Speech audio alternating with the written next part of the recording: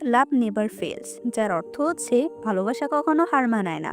একটা ফুল ডেমন যখন নিজের জীবন ফিরে পায় তখন সে একজন ইমোর্টাল সম্রাটের সাথে কাল্টিভেশন করতে শুরু করে। তবে সেই ফুল ডেমনটা অনেক বেশি বোকা ছিল। সে সম্রাটকে বিয়ের জন্য প্রপোজ করে, আর সে সম্রাটও যেহেতু ফুলপরীকে পছন্দ করে ফেলেছিল তাই সেও রাজি হয়। কিন্তু একটা ডেমন আর একটা সম্রাটের ভালোবাসা কখনোই সম্ভব নয়। তাদের ভালোবাসা শেষ পর্যন্ত পাওয়ার জন্য তারা কি কি করে তা আমরা এই ড্রামাটিতে জানতে পারবো। চলো শুরু করা যাক। শুরুতে আমাদের জানানো হয় পৃথিবীতে এখন মোট 3টা রাজ্য আছে: মর্টাল ওয়ার্ল্ড, ডেমন রাজ্য, আর হচ্ছে ইমোর্টাল রাজ্য। এই ইমোর্টাল রাজ্যে আবার 3টা ভাগ আছে: মিড হ্যাভেন, ফ্লোরাল সেক্ট আর নর্থ সেক্ট। আমাদের ফ্লোরাল সেক্টরের লর্ডকে দেখানো হয় আর জানানো হয় ফ্লোরাল লর্ডের 2 ছেলে, তার মধ্যে যে কোনো একজনই হবে পরবর্তী ফ্লোরাল লর্ড। নামের মতো ঠিকই এই ফ্লোরাল সেক্টটাও হচ্ছে ফুলের রাজ্য। আমাদের ফ্লোরাল লর্ড আর একজন বয়স্ক ইমোর্টালকে দেখানো হয়। তারা আকাশে দুটো নক্ষত্র দেখে বলছিল এই 2টা তারার মাঝে সবসময় একটা তারা জ্বলে ওঠে, আর সেই তারাটাই পরবর্তী ফ্লোরাল লর্ড সিলেক্ট করে। তবে এবার একসাথে দুটো তারাই জ্বলে উঠেছে। এটা একটা বিপদ সংকেত। বোঝা যাচ্ছে ফ্লোরাল সেক্টরের উপর খুব শীঘ্রই কোনো বিপদ আসতে চলেছে। বিপদকে আটকানোর জন্য তারা ফ্লোরাল লর্ড আর তার বড় ছেলে শিনশিওকে পরবর্তী ফ্লোরাল লর্ড ঠিক করে। তবে ভবিষ্যতে যাতে কোনো সমস্যা না হয় সেজন্য শিনশিওকে ছোট থেকে এমন করে ট্রেনিং দেওয়া হয়েছিল যে সে সকল ভালোবাসা বা বিয়ের মতো অনুভূতিতে জড়াবে না। শিনশিও সবকিছু মেনে চললেও তার একটা দুর্বলতা আছে, সেটা হচ্ছে লাল ক্যামেলিয়া ফুল। শিনশিও ছোট থেকে ফুলটাকে তার কাছে রেখেছে। আমাদের ছোট শিনশিওকে দেখানো হয় সে সেই ফুলটাকে অনেক বেশি পছন্দ করত। শিনশিও এই ফুলটা ফোটার জন্য অপেক্ষা করছিল। এভাবে অনেক বছর কেটে যায়। আমাদের কয়েক হাজার বছর পরের দৃশ্য দেখানো হয়। শিনশিও এর আরেকটা ভাই ছিল, তার নাম হচ্ছে কুনলুন। শিনশিও এর আলাদা একটা বাড়ি ছিল যেখানে সে নিজের পছন্দের ফুলগুলো রাখতো, আর এখানে আসা কারো অনুমতি ছিল না। তবে কুনলুন আজ জোর করে সেখানে চলে যায়। তাকে আরেকজন ইমোর্টাল যার নাম হচ্ছে তিয়ান্নান সে আটকাতে থাকে। তবে কুনলুন কারো কথাই শুনে না, আর সেখানে গিয়ে যে ফুলগুলো এখনো ফুটছিল না সে ফুলগুলোকে তার পাওয়ারের মাধ্যমে ফুটিয়ে দিতে থাকে। সেখানে সে লাল ক্যামেলিয়া ফুলটাও ছিল। মেলবেট হচ্ছে সবচেয়ে বিশ্বস্ত বুকমেকার। জুভেন্টাস এবং লালিগার এই অ্যাপের official partner. Indian premier league শুরু হয়ে গিয়েছে এবং এটি সবচেয়ে বড় সুযোগ আপনার প্রিয় দলকে সমর্থন করার। এই অ্যাপে আপনি cricket, football, tennis live match দেখতে এবং তাদের স্কোর ভবিষ্যৎবাণী করে সহজে অর্থ উপার্জন করতে পারবেন। সেই সাথে বিএমডব্লিউ গাড়ি, আইফোন, ল্যাপটপ এবং আরও অনেক নগদ পুরস্কার জেতারও সুযোগ রয়েছে। এই অ্যাপটিতে আপনি crash, crystal, under and over 21 ইত্যাদি গেম খেলে সহজে আয় করতে পারবেন। সাইন আপ করার সময় আমার প্রোমো কোড KINGEXPL ব্যবহার করে আপনার প্রথম জমাতে $130 পর্যন্ত পান। আপনি বিকাশ, নগদ, ব্যাংক, ক্রিপ্টো, পেপ্যাল এবং অন্যান্য সহজ পদ্ধতির মাধ্যমে সহজে আপনার জেতা টাকা তুলতে পারবেন। এখানে আপনি 24 ঘন্টা 7 দিন গ্রাহক সহায়তা পাবেন। তাই এখনই পিন কমেন্টের লিংক ব্যবহার করে রেজিস্ট্রেশন করুন, অথবা গুগলে মেলবেট সার্চ করে রেজিস্ট্রেশন করুন। আর হ্যাঁ, রেজিস্ট্রেশনের সময় আমার প্রোমো কোড KINGEXPL ব্যবহার করে প্রথম ডিপোজিটে $130 পর্যন্ত পান। কুনলুন এই ফুলটাকে ফুটতে বললে সে ফুলটা ফোটে না। কুনলুন আরো বেশি পাওয়ার ব্যবহার করে সে ফুলটাকে ফোটানোর জন্য। তবে ফুলটা এতে করে একটু রেগে যায়। তখনই সেখানে জিনশিও চলে আসে আর তার ভাইকে হাওয়াতে ঝুলিয়ে রাখে। এই লাল ক্যামেলিয়া ফুলটা জিনশিও এর কাছে অনেক বছর ধরে আছে, তাই সে এই ফুলটাকে অনেক পছন্দ করে। তখন তার কাছে খবর আসে ফ্লোরাল লর্ড অর্থাৎ তার বাবা তাকে ডেকে পাঠিয়েছে। জিনশিও তার বাবার সাথে দেখা করতে গেলে তার বাবা বলে, তুমি এই ক্যামেলিয়া ফুলের জন্য তোমার ভাইকে শাস্তি দিয়েছো। এর মানে তুমি সে ফুলের প্রতি দুর্বল হয়ে গিয়েছো। শিনশিও বলে, আমি তার প্রতি দুর্বল হয়ে পড়িনি।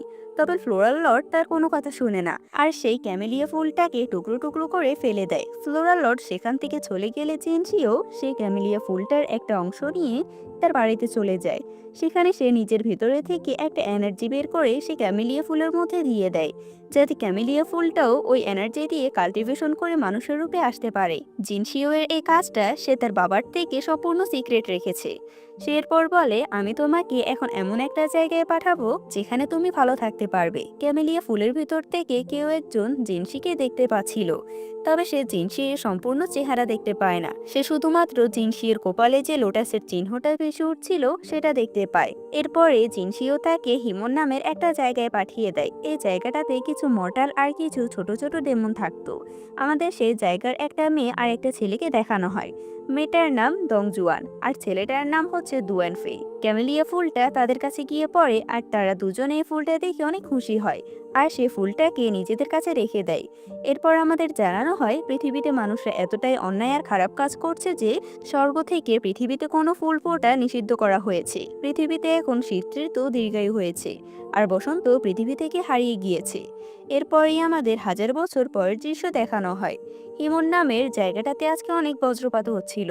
দংজুয়ান আর দুয়ানফেই ক্যামেলিয়া ফুলটাকে প্রোটেক্ট করার চেষ্টা করছিল, তবে এক পর্যায়ে আকাশ থেকে ক্যামেলিয়া ফুলের উপর বজ্রপাত হয় আর সাথে সাথে সে ক্যামেলিয়া ফুলটা একটা মানুষে পরিণত হয়। জিনসি এই ক্যামেলিয়া ফুলের নাম দিয়েছিল হংনিং, তাই এখন থেকে আমরা এই মেয়েটাকে হংনিং বলে ডাকবো।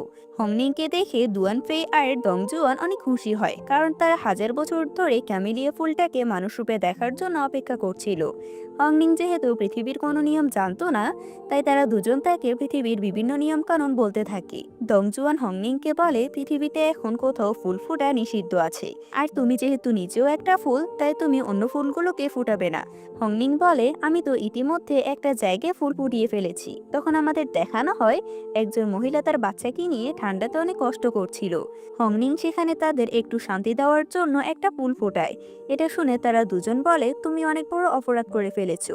দংজুয়ান বলে এরপর থেকে তুমি আর এমন কোনো কাজ করবে না, আর তুমি এখন সমস্ত ইমোটালদের থেকে দূরে থাকবে, কেননা স্বর্গে যদি এ কথাটা জানাজানি হয় তাহলে তারা তোমাকে নিয়ে যাবে, তোমাকে গ্রেপ্তার করা হবে আর শাস্তি দেওয়া হবে। হংনিং গ্রেপ্তার করলে কি হয় সেটা জানতো না, তবে তাদের কথা থেকে এটা বুঝতে পারে গ্রেপ্তার করলে তার সাথে অনেক খারাপ কিছু হবে। এরপরে সিনে আমাদের জিনসিউকে দেখানো হয় সে মরুভূমিতে একটা ডেমনের সাথে লড়াই করে তাকে একটা টানেলের মধ্যে দিয়ে কোথাও পাঠিয়ে দেয়।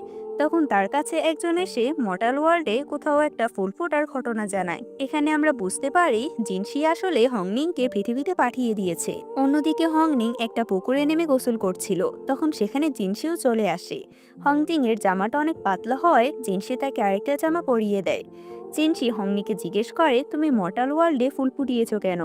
হংনিং জিনসিওকে চিনতে পারে না, তাই সে তাকে সবকিছু সত্যি সত্যি বলে দেয়। তবে সে যখন জানতে পারে জিনসিও আসলে ইমোর্টাল আর সে তাকে এখানে গ্রেপ্তার করার জন্য এসেছে, তখন সে সেখান থেকে পালানোর চেষ্টা করে। তবে স্বাভাবিকভাবে সে জিনসিওর হাত থেকে পালাতে পারে না। জিনসিও হংনিংকে কয়েকটা থান্ডার স্ট্রাইক দিয়ে বলে তুমি স্বর্গের নিয়ম অমান্য করেছো, এজন্য তোমাকে শাস্তি পেতে হবে। জিনসিও যখন হংনিয়ংকে আরও আঘাত করতে যাবে, তখন সে হংনিয়ং এর ভিতর থেকে নিজের এনার্জি অনুভব করে। হংনিং এর পরে চেক করে বুঝতে পারে হংনিং হচ্ছে হাজার বছর আগে তার সেই ক্যামেলিয়া ফুল। জিনসি তাকে অতীতের ব্যাপারে জিজ্ঞেস করলে হংনি বলে আমি তো গতকালই ফুটেছি, তাই আমার কিছু মনে নেই। জিনসিও হংনিংকে শাস্তি দেওয়ার বাহানা করে তাকে স্বর্গে নিয়ে যেতে চায়। এটা শুনে হংনিং অনেক খুশি হয় আর বলে আমি স্বর্গে গিয়ে একজনকে খুঁজবো। জিনসিও কাকে খুঁজবে জিজ্ঞেস করলে হংনিং বলে সে অনেক বছর আগে আমাকে বাঁচিয়েছিল। আমি তখন সেই গডের মুখটা দেখতে পাইনি, তবে সেই গডের কপালে একটা লোটাসের চিহ্ন ছিল। জিনসি বুঝতে পারে হংনিং তার কথা বলছে, তাই সে মজা করে তাকে জিজ্ঞেস করে যদি সে সেই গডকে খুঁজে পায় তাহলে সে কি করবে। হংনিং জানায় আমি তাকে বিয়ে করব। আমাদের স্বর্গের দৃশ্য দেখানো হয়, সেখানে তিয়াননান একটা লিস্ট দেখে ইমোর্টালদেরকে স্বর্গের মাঝে প্রবেশ করাচ্ছিল। তখনই সেখানে জিনসিও হংনিংকে নিয়ে আসে আর তিয়াননানকে বলে হংনিংকে বাকি পরীদের সাথে ফ্লোরাল সেক্টে পাঠিয়ে দিতে। তিয়াননান ভাবে মেয়েটা হয়তো নতুন কোনো পরী, তবে জিনসিও জানায় সে একটা ফিক্সি। তখন তিয়াননান অনেক অবাক হয়, ফিক্সি হচ্ছে একটা ছোট জাতের পরী। এই ফিক্সি পরীদের মধ্যে কিছু পরীর মাঝে ডেমনিক পাওয়ার থাকে, তবে সবার মাঝে নয়। ফ্লোরাল সেক্টে সহ স্বর্গের সব জায়গাতে ফিক্সিকে অনেক খারাপ বলে মনে করা হয়। তিয়াননান শিনশিওকে অনুরোধ করে এই ফিক্সিকে এখান থেকে ফিরিয়ে নিতে, তবে জিনসিও বলে আমি এখানে তাকে শাস্তি দেওয়ার জন্য এনেছি, তবে তাকে শাস্তি দেওয়ার পাশাপাশি বাকি পরীদের সাথে ফ্লোরাল সেক্টে রাখা হবে। এখানে সিন কাট হয়। এর পরের সিনে আমাদের জিনসিওকে দেখানো হয় সে কিছু সিনিয়র পরীদের সাথে ফ্লোরাল সেক্টের স্বাভাবিক বিষয় নিয়ে আলোচনা করছিল। সেখানে শিজিন নামের একটা মেয়ে ছিল যে ছিল জিনসিওর অনেক বিশ্বস্ত। শিজিন একটা জিনিস দেখিয়ে বলে এটা কুনলুনের কাছে পাওয়া গিয়েছে, তাই তাকে হাজার বছরের পুরনো একটা পেন্টিং এর মধ্যে বন্দি করে রাখা হয়েছে। নর্থার্ন সেক্টের প্রিন্সেস তার সাথে দেখা করার জন্য অনেকক্ষণ ধরে অপেক্ষা করছে। জিনসিও তাকে বলে আমি কারোর সাথে দেখা করতে পারবো না। শিজিন বলে প্রিন্সেস অনেকক্ষণ ধরে তার জন্য অপেক্ষা করছে। তবে জিনসি বলে আমি যখন একবার বলেছি আমি কারোর সাথে দেখা করব না, তাই আমি কারোর সাথে দেখা করতে পারবো না। আমাদের প্রিন্সেস লুইয়াওকে দেখানো হয়। সে তার পার্সোনাল গার্ডকে বলছিল, আমাকে কি সুন্দর লাগছে, আমি জিনসিওকে ধন্যবাদ জানাতে এসেছি, তবে এখন তো সে অনেক ব্যস্ত। তখনই সেখানে সিজিন আসে আর বলে জিনসিও অনেক ব্যস্ত, তাই সে তার সাথে দেখা করতে পারবে না। তখন লুইয়াও বলে, নর্থার্ন সেক্টে আমার কাজ সামলাতে জিনসিও আমাকে সাহায্য করেছিল, তাই আমি এর জন্য তাকে একটা উপহার দিতে এসেছি। সে জিন সে উপহারটা তার কাছে পৌঁছে দেয়। লুইয়াও সেখান থেকে চলে গেলে সে জিন বাকি পরিদের রিসিভ করার জন্য চলে যায়। সে সবার সামনে বলে, এই ফ্লোরাল রাজ্যে 1000 বছর পর কিছু নতুন পরিদের আনা হয়, যাদের এখান থেকে ট্রেনিং দিয়ে যোগ্য করে তোলা হবে। সে কথা বলতে বলতে হংনিং এর উপর তার নজর যায়। হংনিং এর পোশাকটা যেহেতু অদ্ভুত ছিল, তাই স্বাভাবিক প্রত্যেকে তার দিকে তাকিয়ে থাকে। সেদিন তার পরিচয় জানতে চাইলে হংনিং বলে দেয় সে একটা ক্যামেলিয়া ফুলের সাথে একজন ফিক্সি। ফিক্সি কথাটা শুনে সেখানে সবাই ঘাবড়ে যায়। সেদিন সবাইকে শান্ত করে। হংনিংকে জিজ্ঞেস করে এখানে তাকে কে এনেছে। হংনিং জানায়, আমাকে এখানে তিয়ান্নান পাঠিয়েছিল। তিয়ান্নানের কথা শুনে সবাই শান্ত হয়ে যায়। সেজিন বলে সে যেহেতু নতুন তাই সে নিশ্চয়ই এখানে ফ্লোরাল সেক্টর থেকে নিয়মকানুন সম্পর্কে জানে না। ফ্লোরাল সেক্টরের নিয়মকানুনগুলো অনেক বেশি কঠিন, তাকে এ বিষয়ে শাওশাও নামের একটা উপরেই সাহায্য করবে। এরপর তারা সবাই ভিতরে চলে যায়। হংনিং প্যালেসের ভিতরে গিয়ে অনেক খুশি হতে থাকে। সেখানে যে ফুলগুলো ছিল সেগুলো হংনিংকে দেখে নিজে থেকে ফুটতে শুরু করে। শাওশাও তাকে বিভিন্ন নিয়মকানুন সম্পর্কে বলতে থাকে। শাওশাও হংনিংকে সাবধান করে বলে, তুমি কোনো সিনিয়র ইমোর্টালদের সাথে কথা বলবে না, বিশেষ করে রুশি নামের একজন সিনিয়র ইমোর্টালের সাথে। যদি কথা বলো তাহলে সবসময় চেষ্টা করবে তার সাথে কথা কাটাকাটি না করতে, কারণ সিনিয়ররা অনেক বেশি কঠোর হয়। তুমি যদি একবার তাদেরকে খেপিয়ে দাও তাহলে তুমি আর সেখানে টিকে থাকতে পারবে না। এসব বলতে বলতে শাওশাও সেখানে তার কিছু পরিচিত পরিদের দেখতে থাকে আর তাদের সাথে কথা বলার জন্য চলে যায়। সেখানে কেউ না থাকায় হংনিং নিজের মতো চারপাশটা ঘুরতে থাকে। ঘুরতে ঘুরতে সে অনেক উঁচু একটা দেয়াল দেখতে পায়। হংনিং এই দেয়ালটাকে পাহাড় মনে করছিল আর ওপাশে কি আছে সেটা জানার জন্য অনেক কৌতূহলী হয়ে পড়ে। সে দেয়াল বেয়ে উপরে ওঠার পর সে একটা লাফ দেয়। এই জায়গাটা ছিল জিনশিও এর ওয়াইন গার্ডেন। এখানে শুধু সিনিয়র ইমোর্টালরাই আসতে পারত। জিনশিও হংনিংকে এখানে দেখে অবাক হয়, তবে তার থেকেও বেশি অবাক হংনিং জিনশিওকে দেখে হয়। হংনিং যে গাছে পড়েছিল সে গাছ থেকে সে আর নামতে পারছিল না, তাই সে জিনশিওকে তাকে সাহায্য করতে বলে।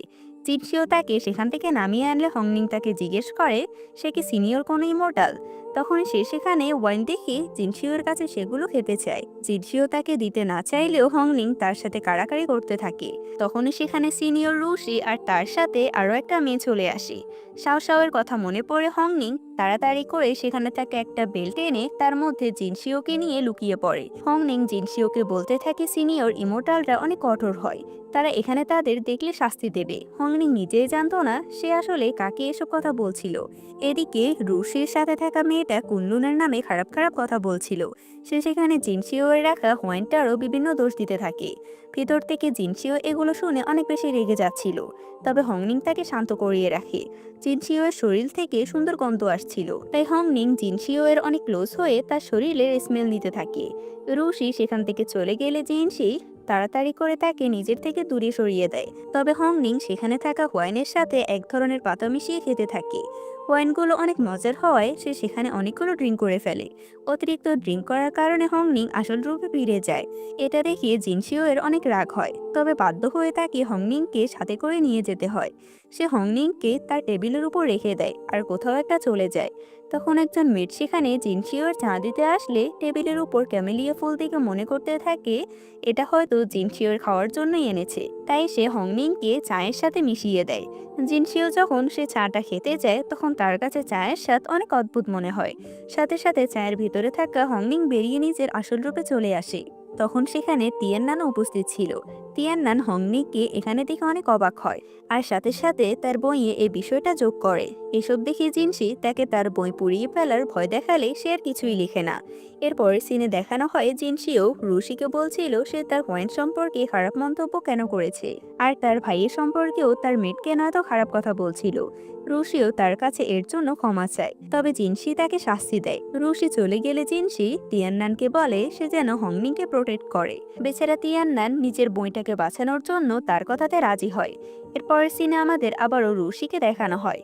সে কোনোভাবে জানতে পেরেছে হংনিং জিনশিকেও তার নামে এসব কথা বলেছে। তাই সে হংনিং এর উপর রেগে গিয়ে তার খোঁজ করতে থাকে। এদিকে হংনিং যেহেতু চায়ের ভিতরে থেকে ভিজে গিয়েছিল, তাই সে কাপড় শুকানোর মতো নিজেকে শুকাচ্ছিল। শাওশাও তাকে ডেকে নিয়ে গেলে রুশি তাকে জিজ্ঞেস করে সে কেন তার নামে জিনশিও এর কাছে মিথ্যা বিচার দিয়েছে। হংনিং তো পুরোই বোকা ছিল, তাই সে কোনো কিছু না বুঝে বলে দেয় এটা তো মিথ্যা নয়, সে তো সত্যি জিনশিও এর হুয়াইনের ভুল ধরেছে। এটা শোনার সাথে সাথে রুশি আদেশে একজন হংনিংকে একটা থাপ্পড় দেয়। তবে হংনিং এটার প্রতিবাদ করে না, কারণ সে তো জানতোই না প্রতিবাদ কিভাবে করতে হয়। যেহেতু হংনিংকে সবকিছু বোঝানোর দায়িত্ব শাওশাও ছিল, তাই রুশি তাকেও আঘাত করে। শাওশাওকে আঘাত করতে দেখি হংনিং অনেক রেগে যায় আর তাদের সাথে ঝগড়া করতে থাকে। বিষয়টা বড় কোনো পর্যায়ে পৌঁছানোর আগে তিয়াননান সেখানে এই বিষয়টা সামলে নেয়। সবাই চলে গেলে তিয়াননান হংনিংকে একটা জায়গায় নিয়ে যায়। তিয়াননান বলে জিনশিও তাকে এই জায়গায় শাস্তি দেওয়ার জন্য নিয়ে এসেছিল, তাই আজ থেকে তাকে এখানে থান্ডার স্ট্রাইক দেওয়া হবে। জায়গাটা অনেক অন্ধকার ছিল আর আবহাওয়া অনেক খারাপ ছিল। হংনিং এখানে এসে অনেক ভয় পাচ্ছিল। তিয়াননান তাকে সবকিছু বোঝানোর পর সেখানে থাকা একটা ড্রামের মধ্যে বাড়ি দিতে থাকে আর আকাশ থেকে হংনিং এর উপর বাজ পড়তে থাকে। হংনিং সেখান থেকে পালানোর চেষ্টা করলেও কোনো লাভ হয় না। এখানে সিন কাট হয়। এরপর সিন আমাদের দেখানো হয় হংনিং থান্ডার স্ট্রাইকের কারণে অনেক আহত হয়ে গিয়েছে। তাই হংনিং শাওশাওকে বলে তার কাঁধে মেডিসিন লাগিয়ে দিতে। শাওশাও হংনিংকে জিজ্ঞেস করে সে এই ফ্লোরাল সেটটি কেন এসেছে। তখন হংনিং বলে সে এখানে তার ফ্লোরাল গডকে খুঁজতে এসেছে।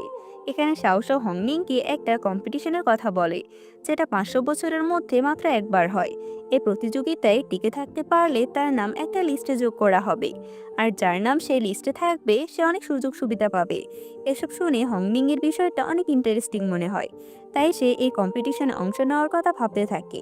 এরপরে সিনে দেখানো হয় রুশি অনেক জুনিয়র মেয়েদেরকে নিয়ে একটা খেতে কাজ করছিল। তার সাথে থাকা মেয়েদেরকে দিয়ে সে সবসময় কাজ করায়। আমাদের হংনিংকে দেখানো হয় তাকে রুশির কথা একজন একটা ঝাড়ু দিয়ে যায় আর পুরো প্যালেসটা পরিষ্কার করতে বলে। আর এই বোকা হংনিং কোনো কথা না বাড়িয়ে প্যালেস পরিষ্কার করতে থাকে।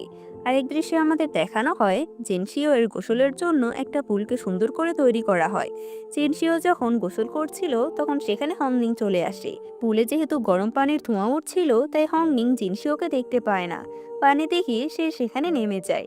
তবে পুলের মাঝে কিছুটা দূরে যাওয়ার পরেই তারা একে অপরকে দেখতে পায়। জিনশিও তাকে দেখে তাড়াতাড়ি একটা গাছে পরিণত হয়, যেটা আবার হংনিং দেখতে পায় না।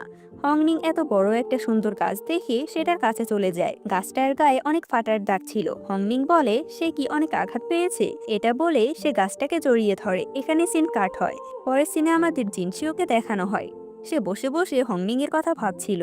অন্যদিকে আমাদের ফ্লোরাল লর্ডকে দেখানো হয় তার সাথে দেখা করতে ফ্লোরাল কুইন আসে। জিনশিও উইন্টার পানিশমেন্ট নামের যে পানিশমেন্টটা ছিল তা বন্ধ করার জন্য রাজাকে অনুরোধ করছিল, যেটা দেখে রাজা বলে জিনশিও অনেক শক্তিশালী, তবে সে অনেক কোমল হৃদয়ের মানুষ।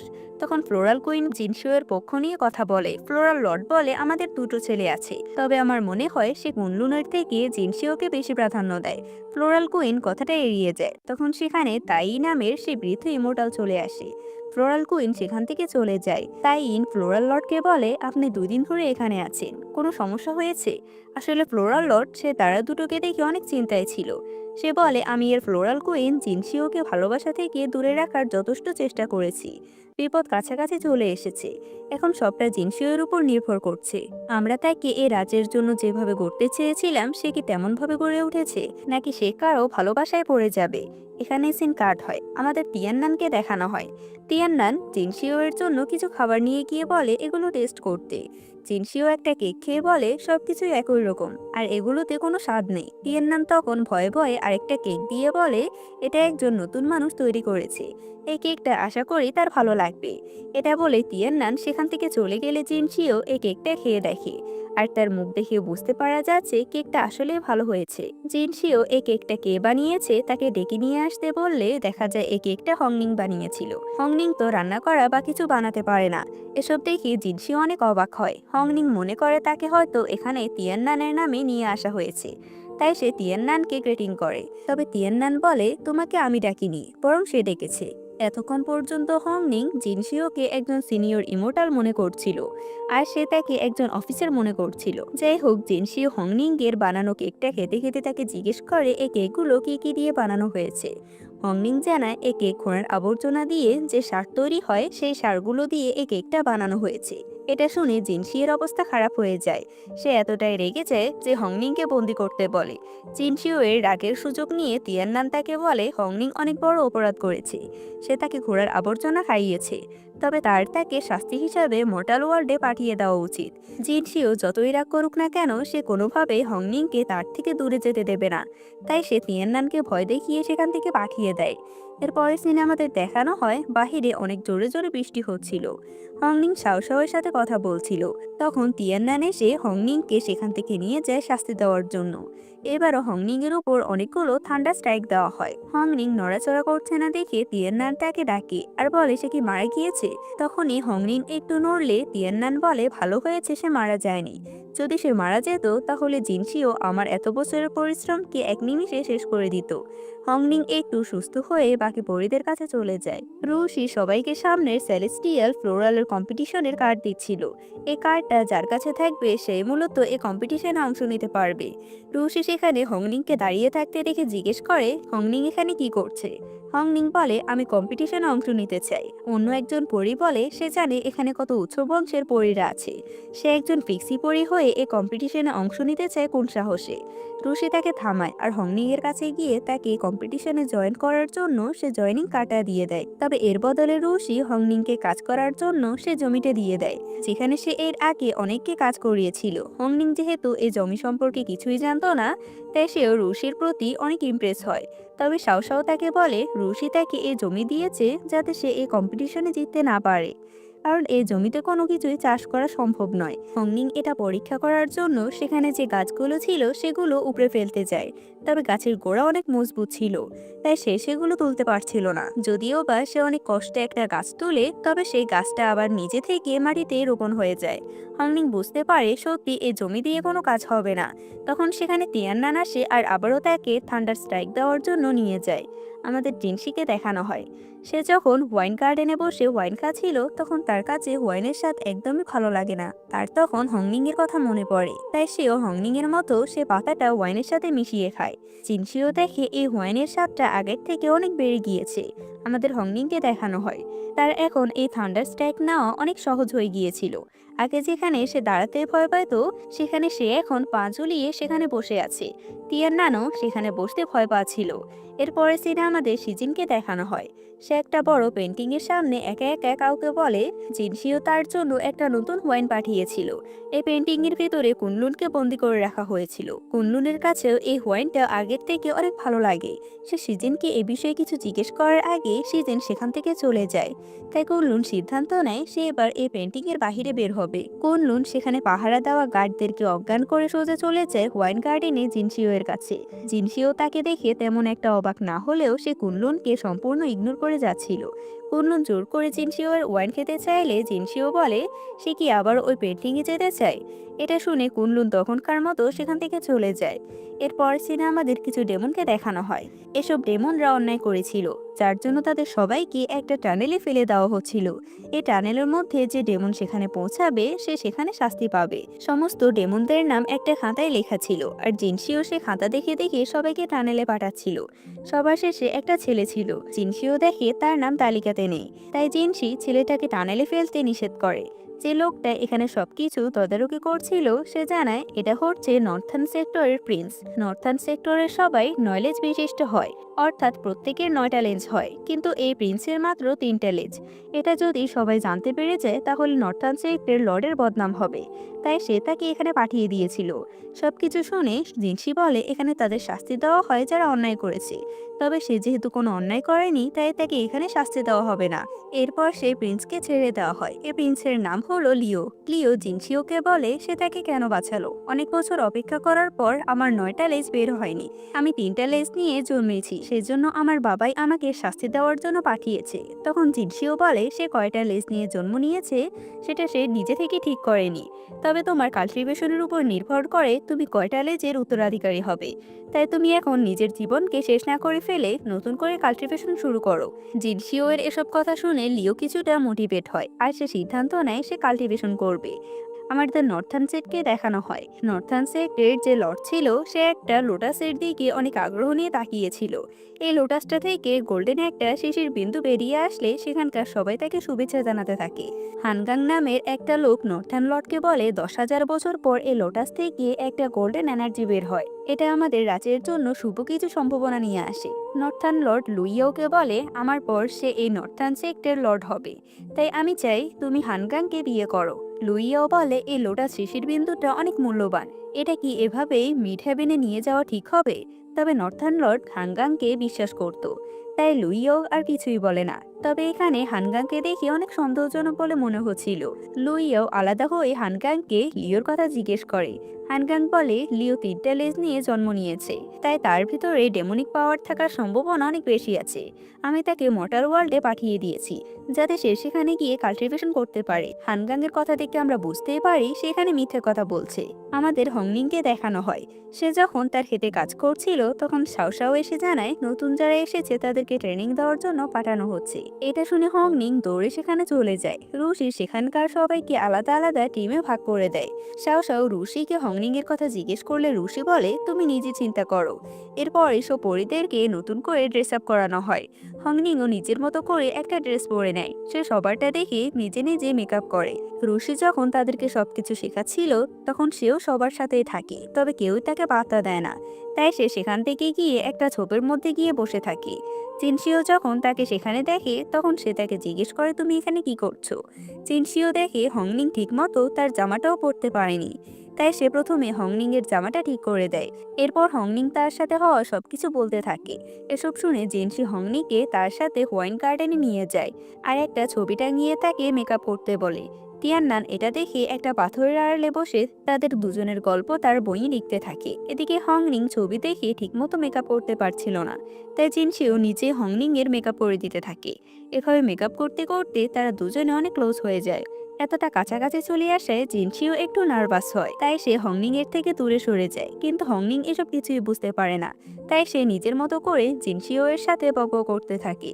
জিনশিও হংনিংকে ফুলের মতো একটা জিনিস দেয়, এটার মাধ্যমে হংনিং যখন খুশি সে জিনশিও এর সাথে কথা বলতে পারবে। হংনিং এটা পরীক্ষা করার জন্য সে যন্ত্রটা বারবার জিনশিও এর নাম বলতে থাকে। জিনশিও এর কাছে এর আরেকটা কপি ছিল যেটাতে বারবার হংনিং এর কথা বলা শোনা যাচ্ছিল। এসবে হংনিং অনেক মজা পাচ্ছিল, তবে এভাবে বারবার তার নাম শুনে জিনশিও অনেক বিব্রত বোধ করে, তাই সে সেখান থেকে চলে যায়। আমাদের হিমনের দৃশ্য দেখানো হয়, তারা দুজনে সেখানে হংনিংকে অনেক খোঁজাখুঁজি করছিল, তবে কোথাও হংনিংকে খুঁজে না পেয়ে দুয়ান ফেই বলে হংনিং নিশ্চয় সুযোগ বুঝে এখান থেকে পালিয়ে গিয়েছে। তখন দংজুয়ান বলে সে এখান থেকে কিভাবে পালাবে, সে তো এই পৃথিবীর কিছুই চেনে না, আমার মনে হয় তাকে নিশ্চয়ই কেউ কিডন্যাপ করেছে। লিও তাদের এসব কথা আড়ালে দাঁড়িয়ে দাঁড়িয়ে শুনছিল। সে বাহিরে বেরিয়ে আসলে দংজিয়ান তাকে জিজ্ঞেস করে সে কে। লিও বলে এখন থেকে আমি এখানেই থাকবো। প্রথমে তারা কেউই তার কথা মেনে নেয় না, আর দুজনে মিলে লিওর সাথে তর্ক করতে থাকে। তবে লিও যখন তাদেরকে নিজের পাওয়ার দেখায় তখন তারা ভয় পেয়ে যায় আর পিছু পিছু যেতে থাকে। আমাদের রাতের দৃশ্য দেখানো হয়, হংনিং এখনো সে খেতে কাজ করছিল। তখন হঠাৎ করে তার উপর কিছু গাছের শিকড় আক্রমণ করে দেয়। হংনিং সাহায্যের জন্য চিৎকার করতে থাকলে তার কাছে থাকা সে যন্ত্রটার মাধ্যমে জিনশিও এটা শুনতে পায়। জিনশি তাড়াতাড়ি করে এখানে চলে আসে আর হংনিংকে শিকলগুলো থেকে মুক্ত করে বলে সে এত রাত পর্যন্ত এখানে কি করছে। সে যখন জানতে পারে হংনিং এখানে চাষ করছিল তখন সে হংনিংকে বলে এখানে বৃথা চেষ্টা করার কোনো লাভ নেই, কেননা জিনশি নিজেও জানতো এখানে কিছু চাষ করা সম্ভব নয়।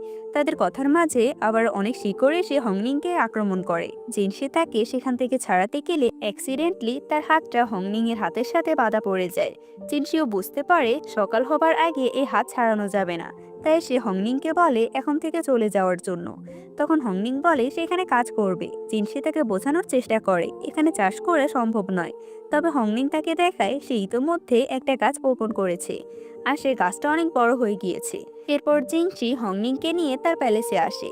হংনিং এত বড় প্যালেস দেখে অনেক অবাক হয় আর জিজ্ঞেস করে সে এত বড় প্যালেসে থাকে। জিনশিও সেখানে বসে বসে বই পড়তে থাকে আর হংনিংকেও কিছু বই দেয় পড়ার জন্য। হংনিং এর এসব বই পড়া অনেক বিরক্ত লাগছিল, তাই সে সেখানে শুয়ে পড়ে। জিনশিও তাকে টেনে তুলে ওয়াইন গার্ডেনে সে পুলের কাছে নিয়ে যায়। জিনসি সেখানে বসে মেডিটেশন করতে থাকে, আর হংনিং জিনসিও এর গায়ের সাথে হেলান দিয়ে বসে থাকে।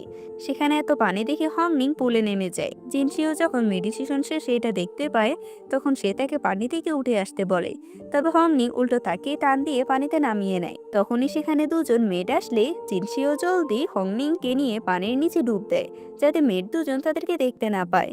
আমাদের কিছুক্ষণ পরের দৃশ্য দেখানো হয়। হংনিং এর জ্ঞান ফিরলে সে তাদের হাত আলাদা দেখে অনেক খুশি হয়, আর আবারও নিজের মতো করে বকবক করতে থাকে। তার কোনো খবরই ছিল না তার সাথে কি হয়েছে।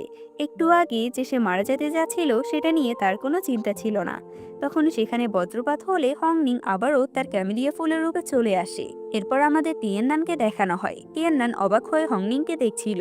জিনসিও তাকে বলে, তুমি হংনিংকে কুনলুনের সাথে পেন্টিংয়ে বন্দি করে রাখো। টিয়েননানও কথা মতো হংনিংকে পেন্টিংয়ের কাছে নিয়ে যায়। হংনিং সবসময়ের মতো অনেক প্রশ্ন করছিল। টিয়েননান তাকে পেন্টিংয়ের ভিতরে ঢুকিয়ে দিয়ে বলে, আমি 1000 বছর ধরে এই বইটা লিখছি, তবে তুমি এখানে আসার পর থেকে আমাকে সবসময় ভয় পেতে থাকতে হয়। টিয়েননান সেখান থেকে চলে গেলে হংনিং সেখানে অন্য কারো শব্দ শুনতে পায়। এখানে আগে থেকেই কুনলুন বন্দি ছিল। কুনলুন তাকে বলে, কত বছর ধরে আমি এখানে একা বন্দি আছি। অবশেষে একজনকে তার সঙ্গ দেওয়ার জন্য পাঠানো হলো। হংনিং তাকে এখান থেকে বাহিরে যাওয়ার পথ জিজ্ঞেস করলে কুনলুন বলে, এই পেন্টিংয়ে থেকে যে ফুলগুলো ঝরে পড়ছে তাকে এসব ফুলগুলো গুনতে হবে, তাহলে সে এখান থেকে বের হতে পারবে। আমাদের লুইয়াওকে দেখানো হয়। সে সেলেস্টিয়াল কম্পিটিশনের জন্য নাচ প্র্যাকটিস করছিল। তার নাচ বারবার ভুল হচ্ছিল, তাই সে হাল ছেড়ে দেয়। তবে তখন তাকে তার পার্সোনাল গার্ড মোটিভেট করে, যার জন্য লুইয়াও আবারও নাচ প্র্যাকটিস করতে থাকে। এদিকে হংনিং কুনলুন এর কথা মতো ফুলগুলো গুনতে শুরু করছিল। কুনলুন হংনিংকে এসব গুনতে বলে নিজে আরাম করে শুয়ে থাকে। এখান থেকে দৃশ্য চলে যায় কম্পিটিশনের দিন। সবাই যে যার কাজ নিয়ে সেখানে উপস্থিত ছিল, তবে হংনিং এখন সেখানে উপস্থিত হতে পারেনি।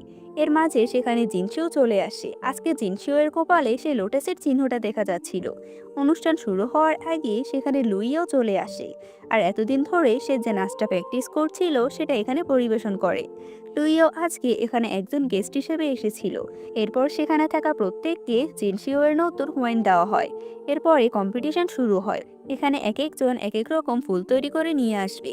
যার ফুলটা কোয়ালিটিফাই হবে তার নাম লিস্টে রাখা হবে। এখানে রুশি যে ফুলটা বানিয়েছিল সেটা অনেক ইউনিক ছিল, যার জন্য সে খুব সহজে সিলেক্ট হয়ে যায়। তবে শাওশাওয়ের ফুলের মাঝে কোনো স্পেশালিটি ছিল না, যার জন্য সে সিলেক্ট হয় না। এভাবে দেখতে দেখতে সবাই ফুল দেখানো হয়ে যায়। জিনসি অনুষ্ঠান শেষ করে চলে যাবে, তার ঠিক আগে সেখানে হংনিং চলে আসে। হংনিং বলে, এখনো আমার ফুল দেখা বাকি আছে। তখনও জিনসি এর কপালে সে লোটাসের চিহ্নটা ছিল, যেটা হংনিং দেখতে পায়। হংনিং বুঝতে পারে জিনসিওকেই সে এতদিন খুঁজে বেড়াচ্ছে। তখন পাশ থেকে রুশি বলে ওঠে, কম্পিটিশনের সময় শেষ হয়ে গিয়েছে, এখন তার ফুল আর দেখা হবে না। তবে জিনসিও তাকে তার ফুল দেখার কথা বলে। হংনিং নিজের পাওয়ারের মাধ্যমে এখানে একটা ঢাল নিয়ে আসে। সেখানে কোনো ফুল ফুটছে না দেখে রুশি তাকে নিয়ে অনেক মজা করতে থাকে, যার কারণে হংনিং কষ্ট পেয়ে কান্না করতে থাকে। হংনিং এর চোখের পানি সেই ডালটাতে পড়ার সাথে সাথে সেই ডালটা থেকে অনেক ভালো রকমের ফুল ফুটতে থাকে। রুশি এটা দেখে কোনোভাবে মানতে চাইছিল না, তবে জিনসিও এই ফুলগুলোর নাম আর বৈশিষ্ট্য সবকিছু বলে, যার জন্য হংনিং এর নামটাও এই লিস্টে আসে। এসব শেষে হংনিং হঠাৎ করে জিনসিওকে বলে, আমি তোমাকে বিয়ে করে তোমার কুইন হতে চাই। হংনিং এর কথা শুনে সবাই হাসতে থাকে। হংনিং অবাক হয়ে বলে, আমি এখানে কি এমন বললাম? টিয়েননান বলে, তার সাহস কি করে হয় সবার সামনে ফিউচার ফ্লোরাল লর্ডকে তার বিয়ের প্রস্তাব দেওয়া? সে কি তাকে ভালোবাসে? হংনিং বলে, ভালোবাসা কি সেটা আমি জানি না, তবে আমি সবসময় জিনসিওর সাথে থাকতে চাই। লুইয়াও বলে ওঠে, সে একজন ফিক্সি, আর একজন ফিক্সি কখনোই একজন ইমোর্টালকে বিয়ে করতে পারবে না। হংনিং বলে, তাহলে আমি কি করলে জিনসিওকে বিয়ে করতে পারবো? আমি সে সমস্ত কিছু করতে রাজি আছি। জিনসিও তাকে বলে, ঠিক আছে। সে এখন থেকে ইমোর্টাল হওয়ার জন্য কাল্টিভেশন করবে, আর সে যখন পুরোপুরি ইমোর্টাল হয়ে যাবে তখন সে তাকে বিয়ে করবে। জিনসিওর কথা শুনে লুইয়াও আর রুশি দুজনে ভেতর থেকে অনেক রেগে যায়। হয়তো তারাও জিনসিকে পছন্দ করত। এদিকে হংনিং জিনসিওর কথা মনে পড়ে, আর সে কাল্টিভেশন করতে রাজি হয়। এরপর জিনসিও সেখান থেকে তার ঘরে চলে আসে, আর সে দেখতে পায় কুনলুন সেখানে বসে ড্রিঙ্ক করছে। কুনলুন বলে, আমি খুব ভালো করেই জানি তুমি ফিক্সেটের উপর দুর্বল হয়ে পড়েছ। সে পেন্টিংটা থেকে বের হওয়া এতটা সহজ নয়। সেখানে যে ফুলগুলো পড়ছিল সেগুলো অগণিত ছিল, সেগুলো কোনোভাবে গোনা সম্ভব ছিল না। তবে সে ফিক্সিটে এত সহজে সে সমস্ত ফুলগুলো গুনে ফেললো। তোমার কি মনে হয় আমি কি এতটাই বোকা যে এই সামান্য জিনিসটাও বুঝতে পারবো না? জিনশিও কুনলুনকে উল্টো করে ঝুলিয়ে আকাশে উড়াতে থাকে। কুনলুন তাকে ছেড়ে দিতে বললে জিনশিও তাকে ধপাস করে নিচে ফেলে দেয়। আমাদের রুশিকে দেখানো হয়। হঠাৎ করে তার সাথে লুইয়াও দেখা করতে আসে। লুইয়াও রুশিয়ের সাথে আলাদা করে কথা বলতে চায়। এরপর কুনলুন আর জিনশিওকে দেখানো হয় তারা তাদের বাবা মায়ের সাথে দেখা করতে গিয়েছে। ফ্লোরাল লর্ডসে ফ্লোরাল কুইনকে বলেছিল তুমি জিনশিওকে একটু বেশি প্রাধান্য দাও। আমরা এখানে সেই বিষয়টার প্রমাণ পেয়ে যাই। ফ্লোরাল কুইন কুনলুনকে বেশ ভালো ইগনোর করছিল। কুনলুন যেহেতু এখন পেন্টিং থেকে বেরিয়ে এসেছিল, তাই সে তার বাবা মাকে বলে এখানে তাকে কোনো একটা কাজের ব্যবস্থা করে দিতে। ফ্লোরাল সেক্টরের সমস্ত দায়িত্ব যেহেতু জিনশিওর উপর ছিল, তাই ফ্লোরাল লর্ড জিনশিওকে কুনলুনকে একটা কাজের ব্যবস্থা করে দিতে বলে। আমাদের লুইয়াওকে দেখানো হয়। সে কৌশলে রুইউর থেকে কথা বের করার চেষ্টা করছিল, আর রুশিও তার ফাঁদে পড়ে তাকে সবকিছু বলে দেয়। সে এটাও বলে হংনিং একটা ফিক্সি, আর তাকে হয়তো বা জিনশি এখানে নিয়ে এসেছে তাকে শাস্তি দেওয়ার অজুহাতে। এসব শুনে লুইও বলতে থাকে জিনশিও একটা ডেমনকে ফ্লোরাল সেক্টে কেন আসতে দিল। আমাদের আবারও জিনশিওকে দেখানো হয়। সে কুনলুনকে অ্যাসিস্ট্যান্ট হয়ে তার পাশে থাকার কাজটা দিয়েছিল। এই কম্পিটিশনে যারা যারা বিজয়ী হয়েছিল, জিনশিও তাদের নামগুলো কুনলুনকে পড়তে বলে। তবে কুনলুন সে নামগুলো ঠিকমতো পড়তে পারছিল না। তখন সেখানে রুশি দুজন মেয়েকে নিয়ে আসে। দুজন মেয়ের মধ্যে একজন মেয়ে জিনশিওকে বলে হংনিং আমাদের ফ্লোরাল সেক্টের কোনো নিয়মই মানে না। সে যখন তখন যেখানে খুশি তার মতো করে ফুল ফোটায়, আর একটা ডেমনের সাথে থাকতে আমাদের ভয় লাগে। তার কথা শুনে জিনশিও বলে সে কি বোঝাতে চাইছে, আমি কি ফ্লোরাল সেক্টকে ঠিকমতো সামলাতে পারছি না। রুশিও জিনশিয়ের কাছে ফিক্সিং নামে খারাপ খারাপ কথা বলতে থাকে। তখন জিনশিও তাকেও বলে দেয় তাহলে তোমরা কি বলতে চাইছো, আমি কি এই সমস্ত সিদ্ধান্ত ভুল নিয়েছি। এরপর সেখানে রুশিয়ের সবার উপরে করা অত্যাচারের কথাগুলো সে বলে, আর শাস্তির স্বরূপ তাকে সে পেন্টিংয়ের মধ্যে বন্দি করে রাখতে বলে।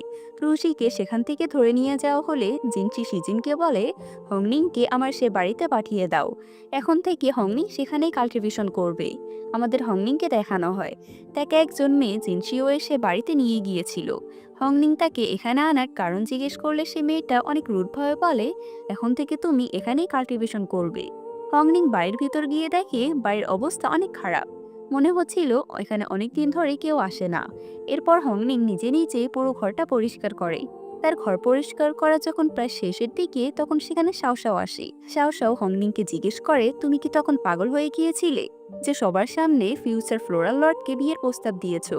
তুমি কি সত্যিই তাকে ভালোবাসো? হংনিং শাওশাওকে জিজ্ঞেস করে এ ভালোবাসাটা কি। তখন শাওশাও হংনিংকে বোঝাতে থাকে ভালোবাসা একটা অনুভূতি। তুমি যাকে ভালোবাসবে তাকে না দেখে থাকতে পারবে না, তার সাথে কাটানো মুহূর্তগুলো তোমার সবসময় মনে পড়বে। এরকম আরো অনেক কিছু বলে হংনিংকে ভালোবাসার মানে বোঝাতে থাকে। তাদের কথার মাঝে তিয়াননান সেখানে এসে হংনিংকে থান্ডার স্ট্রাইক নেওয়ার জন্য নিয়ে যায়। হংনিং থান্ডার স্ট্রাইক নিয়ে এসে আবারও নিজের কাজ করতে থাকে। এখন আর তার এসব কিছু মনে হচ্ছিল না। হংনিং যখন কাজ করছিল তখন তার সাথে দেখা করার জন্য জিনশিও আসে। জিনশিও হংনিং এর সাথে কাল্টিভেশন করতে বসে। কাল্টিভেশন করার সময় জিনশিও হংনিংকে জিজ্ঞেস করে তুমি তখন আমাকে বিয়ের প্রস্তাব কেন দিয়েছিলে? তখন শুধুমাত্র আমি তোমাকে আগে বাঁচিয়েছিলাম এ কারণে? হংনিং বলে সেজন্য নয়, এখন তো আমি তোমাকে ভালোবাসি। জিনশিও একটু হেসে বলে তুমি ভালোবাসার মানে জানো? হংনিং এতক্ষণ ধরে শাওশাও তাকে ভালোবাসার মানে যেসব বুঝিয়েছিল সেসব ভাবতে থাকে। জিনশিও বিরক্ত হয়ে সেখান থেকে চলে যায়। প্যালেসে গিয়ে তিয়াননানের উপর কিছুক্ষণ নিজের রাগ ছাড়ে, আর আবারও হংনিং এর কাছে ফিরে আসে। সে প্রথমে হংনিংকে কোথাও খুঁজে পায় না। আসলে হংনিং অনেকগুলো ফুলের মাঝে বসেছিল, সেখানে তাকে মানুষরূপে থাকা সত্ত্বেও একটা ফুলের মতোই দেখাচ্ছিল। হংনিংকে এতটাই সুন্দর লাগছিল যে জিনশিও তার কাছে এসে তাকে আলতো করে টাচ করে। এতে করে হংনিং এর ঘুম ভেঙে গেলে জিনশিও অপ্রস্তুত হয়ে যায়, আর বলে আমি এখানে তোমাকে কাল্টিভেশন করার জন্য পাঠিয়েছি, আর তুমি এখানে কাল্টিভেশন না করে ঘুমাচ্ছ। হংনিং বলে আমি তো অনেক কাল্টিভেশন করেছি। জিনশিও তাকে তার কাল্টিভেশন দেখাতে বললে হংনিং একটা ফুল ফোটাতে চায়, তবে সে তার মাথার উপরে একটা ফুল নিয়ে চলে আসে। জিনশিও তাকে বলে তুমি আরেকটু ফোকাস করো, সে ফুলটার কথা চিন্তা করো যেটা তুমি তোমার কাছে আনতে চাও। তবে হংনিং এবারও কোনো ফুল তৈরি করতে পারে না, উল্টো তার মাথার উপরে এবার ফুল চাষ করে ফেলে। জিনশিও তাকে বকা দেয় আর ভালো করে কাল্টিভেশন করতে বলে সেখান থেকে চলে যায়। প্যালেসে ফেরার পর তার শুধু হংনিং এর কথাই মনে পড়ছিল। নিজের মনকে নিয়ন্ত্রণ করতে সে তার মনের কথাগুলো একটা খাতায় লিখতে থাকে। আমাদের হংনিংকে দেখানো হয় সে মন দিয়ে তখনও কাল্টিভেশন করার চেষ্টা করছিল, তবে এবার সে কাল্টিভেশন করার সময় জিনশিও এর কথা মনে পড়ে। তাই সে জিনশিওর মতো দেখতে হয়ে যায়। হংনিং আবার নিজের আসল রূপে ফিরে আসার চেষ্টা করে, তবে সে কিছুতেই জিনশিওর থেকে নিজের আসল রূপে কনভার্ট হতে পারছিল না। এই সমস্যার সমাধানের জন্য সে জিনশিওর কাছে চলে যায়। সেখানে গিয়ে সে হংনিং এর মতোই আচরণ করছিল। তবে তখন সেখানে শিজিন আসে। সে হংনিংকে জিনশিও মনে করে গ্রেটিং করে। তখন হঠাৎ মনে পড়ে সে তো এখনো জিনশিও রূপে আছে, তার এখন জিনশিও এর মতো করে আচরণ করতে হবে। সে জিন হংনিংকে বলে লুইও তার সাথে দেখা করতে এসেছে। এটা শুনে হংনিং জিনশিও এর জায়গায় লুইওর সাথে দেখা করতে চলে যায়। হংনিং লুইওকে দেখে অনেক পছন্দ করে। লুইওর শরীর থেকে অনেক সুগন্ধ আসছিল বলে হংনিং সেই ঘ্রাণ নিতে থাকে। হংনিং সেখানে জিনশিও এর তৈরি হোয়েন দেখে নিজের হাতে লুইও এর ঠোঁটে লাগিয়ে দেয়। লুইও হংনিংকে জিনশিও মনে করে অনেক খুশি হচ্ছিল। এখানে এই বোকা হংনিং বোকার মতো আরেকটা কাজ করে ফেলে। এক পর্যায়ে হংনিং লুইও এর শরীরে স্মেল নিতে নিতে তার দিকে মুখ বাড়িয়ে দিলে লুইও মনে করে জিনশি হয়তো তাকে কিস করতে চাচ্ছে, তাই সেও হংনিং এর দিকে নিজের মুখ বাড়িয়ে দেয়। তবে তখন সেখানে আসল জিনশি চলে আসে। জিনশি হংনিংকে তার আসল রূপে এনে আড়ালে তাকিয়ে এনে তার হাত পা বেঁধে রাখে। লুইও এর যেহেতু চোখ বন্ধ ছিল তাই সে কিছুই দেখতে পায় না। তবে এই বোকা হংনিং এর জন্য লুইও মনে করবে জিনশি হয়তো তাকে পছন্দ করে। জিনশি তাকে ডেকে বলে আমি এখানে আছি। লুইও বলে আপনি ওখানে কি করছেন? এখনকার জিনশি যেহেতু আসল ছিল তাই তার ব্যবহার অন্যরকম ছিল। এটা দেখে লুইও অবাক হয়ে বলে আপনি এত তাড়াতাড়ি কিভাবে বদলে গেলেন? তবে জিনশি তার কোনো কথার পাত্তা দেয় না আর তাকে ইগনোর করে বলে এখান থেকে চলে যেতে। লুইও চলে গেলে জিনশি হংনিংকে বের করে জিজ্ঞেস করে তুমি আমার রূপ কেন ধারণ করেছো? হংনিং বলে তুমি তো বলেছিলে কাল্টিভেশন করার সময় ফোকাস করতে। আমি শুধু ফোকাস করছিলাম, তবে আমার মাথার মাঝে তোমার কথা আসছিল আর হঠাৎ করে আমি তোমার চেহারায় কনভার্ট হয়ে গেলাম। পরে অবশ্য আমি নিজেকে ঠিক করার চেষ্টা করেছি, তবে পারিনি। জিনশিও তার কথা বুঝতে পারে আর বলে তুমি লুইওর সাথে কি করেছো? যে লুইওর সাথে কি করেছে তা জিনশিওকে দেখাতে থাকে। এই সমস্ত কিছু দেখে জিনশিওর মাথায় বাজ করার মতো অবস্থা। হংনিং যখন জিনশিওকে অভিনয় করে দেখাচ্ছিল তখন সেই ঘরে আবার তিয়াননান চলে আসে। তারা তিয়াননানকে না দেখতে পেলেও তিয়াননান তাদের দুজনকে এত ক্লোজ দেখে অনেক অবাক হয়ে যায়। সে নিজের চোখকে বিশ্বাস করাতে পারছিল না। তার কাছে ঝাং নামের একটা বাচ্চা ছেলে এসে জিজ্ঞেস করে তোমার কি হয়েছে? তিয়াননান এতটাই শক ছিল যে সে কথা বলতে পারছিল না। তিয়াননান তখন কোনো রকম অভিনয় করে ঝাংকে বোঝায় সে আসলে কি দেখেছে। ঝাং বলে এটাতে এত খাবার কি আছে, হংনিং একটা ক্যামেলিয়া ফুল, কিছুদিন আগে সে মানুষে কনভার্ট হয়েছে। সে তো এখনো মানুষের নিয়ম কানুন কিছুই জানে না। তিয়াননান ভেবে দেখে তাই তো। তিয়াননান সিদ্ধান্ত নেয় সে হংনিংকে এবার ক্লাস করাবে। কথা মতো সে কিছু ছবি নিয়ে চলে আসে হংনিং এর কাছে। প্রথমে সে হংনিংকে এটা বোঝায় একটা ছেলে আর একটা মেয়ের মাঝে কিছু ডিস্টেন্স থাকা দরকার। এরপর সে হংনিংকে কিছু ছবি দেখিয়ে বলে সে কি কখনো এমন করেছে? ছবিগুলো এমন ছিল যে একটা ছেলে একটা মেয়ের হাত ধরেছে, একটা মেয়ে একটা ছেলেকে জড়িয়ে ধরেছে। হংনিং সবগুলোতে না বললে তিয়াননান শান্তি পেয়ে সেখান থেকে চলে যায়। তবে তারা সেখানে একটা ছবি রেখে যায়। ছবিটা ছিল কিস করার একটা ছবি। ঝাং সে ছবিটা নিতে আসলে হংনিংও সে ছবিটা দেখতে পায়। আমাদের জিনশিওকে দেখানো হয় সে নতুন কিছু ফুলের ছবি আঁকার চেষ্টা করছিল, তবে তার মাথায় শুধু হংনিং এর কথাই ঘুরছিল। এদিকে হংনিং এখন পড়াশোনা নিয়ে অনেক ব্যস্ত। সে চারপাশে ভালোবাসা নিয়ে এত কিছু শুনছে যে এখন তার ভালোবাসা সম্পর্কে জানার কৌতূহল জেগেছে। তাই সে ভালোবাসা সম্পর্কে অনেক বই পড়তে থাকে। তার কাছে জিনশিও আসে আর তাকে ভালো মতো কাল্টিভেশন করা শেখাতে থাকে। হংনিং জিনশিওকে এতটা কাছাকাছি দেখে হঠাৎ করেই সে তাকে কিস করে দেয়। এটাতে জিনশিও অনেক অবাক হয়ে যায় আর জিজ্ঞেস করে সেটা কি করলো। হংনিং বলে আমি আমার ভালোবাসা প্রকাশ করলাম। কিন্তু এই বোকা হংনিং তো জানেই না ভালোবাসা আসলে কি। জিনশিও কি বলবে আর কি বলবে না তা সে বুঝতে পারছে না। তাই সে তাড়াতাড়ি সেখান থেকে গিয়ে মেডিটেশন করতে থাকে যাতে সে নিজের মনকে শান্ত করতে পারে। তখন তার কাছে খবর আসে তাকে ফ্লোরাল লর্ড ডেকে পাঠিয়েছে। জিনশিও তার বাবার সাথে দেখা করতে গেলে ফ্লোরাল লর্ড বলে তুমি এখনো নতুন কোনো ফুলের ছবি আঁকতে পারোনি, তোমার মাঝে কি কোনো ইমোশন কাজ করছে? এটা বলে সে জিনশিওর মাঝে একটা পাওয়ার দিতে থাকে। তবে এটা জিনশিওর জন্য এক প্রকার শাস্তি ছিল। আমরা তখন জিনশিওর হার্টের পদ্ম ফুলটাকে দেখতে পাই যেটা সম্পূর্ণ কালো ছিল। এটার মানে আমরা পরে জানতে পারবো। এর পরের সিনে আমাদের হংনিংকে দেখানো হয় সে জিনশিওকে না জানিয়ে ফ্লোরাল সেক্টে এসেছিল নতুন কিছু ফুল নেওয়ার জন্য। সে কুনলুনের কাছে ধরা পড়ে গেলে কুনলুনকেও বলে তাকে সাহায্য করতে আর সেও সাহায্য করতে রাজি হয়। কুনলুন যখন হংনিং এর জন্য ফুল পাড়ছিল তখন হঠাৎ সেখানে জিনশিও চলে আসে। হংনিং ক্যামেলিয়া ফুল হয়ে যায় আর সেখানে বাকি ফুলেদের সাথে মিশে যায়। তবে হংনিং যেহেতু লাল ক্যামেলিয়া ছিল তাই সে এই সব সাদা পদ্ম ফুলের মাঝে তাকে স্পষ্ট বোঝা যাচ্ছিল। জিনশিও প্রথম দেখাতে বুঝে ফেলে এটা হংনিং, তাই সে কৌশলে হংনিংকে তার জামার মাঝে নিয়ে নেয়। তবে হংনিং তো তার জামার মাঝে থেকে অনেক নড়াচড়া করছিল, যার জন্য জিনশিও বারবার শিজিনের সামনে অদ্ভুত অদ্ভুত আচরণ করছিল। একটা সময় বাধ্য হয়ে জিনশি সুযোগ বুঝে হংনিংকে তার জামা থেকে বের করে ফেলে। জিনশিও তাকে জিজ্ঞেস করে, তুমি এত লাফালাফি কেন করছো? হংনিং বলে, আমি কি করে জানবো যে আমি তোমার জামার ভিতরে আছি? সেখানে তো শুধু সাদাই সাদা। এখানে সিন কাট হয়। আমাদের পরের সিনে দেখানো হয় হংনিং দংজুয়ান আর দুইফেইয়ের জন্য চিঠি লিখে। তবে সেটা কিভাবে বাইজুতে পাঠাবে সেটা সে বুঝতে পারছে না। বাইজু হচ্ছে সেই জায়গা যেখানে হংনিং দংজুয়ান আর দুয়ানফেইয়ের সাথে একসাথে ছিল। যাই হোক, তখন সেখানে জিনশিও আসে আর হংনিং এর চিঠিটাকে একটা পাখিতে কনভার্ট করে সেটা বাইজুতে পাঠিয়ে দেয়। হংজিং সেখানে একটা জায়গা থেকে 2 বোতল ওয়াইন বের করে। জিনশিও বলে, তুমি এখানে ওয়াইন চুরি করে রেখেছো? জিনশিও বোতলটা না নিলে হংনিং নিজেই ওয়াইন খেতে থাকে আর জিনশিওকে তার মনের কষ্টগুলো বলতে থাকে। একটা সময় জিনশিও ওয়াইন খেতে থাকে। অল্প একটু ওয়াইন খেয়েই জিনশিও ড্রাঙ্ক হয়ে যায়। হংনিং মজা করে বলে, ওই ছাদটা আমাকে বুলি করছে। এটা শোনার সাথে সাথে জিনশিও ছাদটাকে হংনিং এর সামনে এনে বলে, এই ছেলেটা কি তোমাকে বুলি করছে? তখন সে ছেলেটা বলে, আমি কেন তাকে বুলি করব? আমি তো শুধুমাত্র সামনের ফেস্টিভ্যালের জন্য ডিউটি করছি। এই অল্প সময়ের মধ্যে আমি তো কাউকেই চিনলাম না। হংনিং জিনশিওকে বোঝায় সে এমনিতেই বলেছিল। জিনশিও চাঁদটাকে আবার তার জায়গায় পাঠিয়ে দিয়ে হংনিং এর পাশে এসে বসে। জিনশিও ওয়াইন খেতে খেতে বলতে থাকে, সবার মনে হয় ফ্লোরাল লর্ড হওয়া অনেক ভাগ্যের ব্যাপার, তবে এর পেছনে যে কষ্ট আছে সেগুলো কেউ জানে না। জিনশিও এগুলো বলতে থাকে আর অনেক ইমোশনাল হয়ে যায়। জিনশিওকে ইমোশনাল হতে দেখে হংনিং তার কাছাকাছি চলে যায় আর বলতে থাকে, আমি তোমাকে অনেক ভালোবাসি। সবাই তোমাকে কষ্ট দিলেও আমি তোমাকে কষ্ট দেব না। এই বলে সে জিনশিওকে কিস করে। জিনশিও হংনিংকে বলে, তুমি সত্যি আমার পাশে থাকবে? হংনিং হ্যাঁ জানালে সেও হংনিংকে কিস করে। আমাদের সকালের দৃশ্য দেখানো হয়। তাতে যে কিছুক্ষণের জন্য চাঁদ উধাও হয়ে গিয়েছিল সেটা কুনলুন খেয়াল করেছে। সে গার্ডদের জিজ্ঞেস করলেও তারা এই বিষয়ে কিছুই বলতে পারে না। আমাদের হংনিংকে দেখানো হয় সে একটা অর্ধমৃত গাছকে জীবিত করার চেষ্টা করছে, তবে সে কিছুই করতে পারছিল না।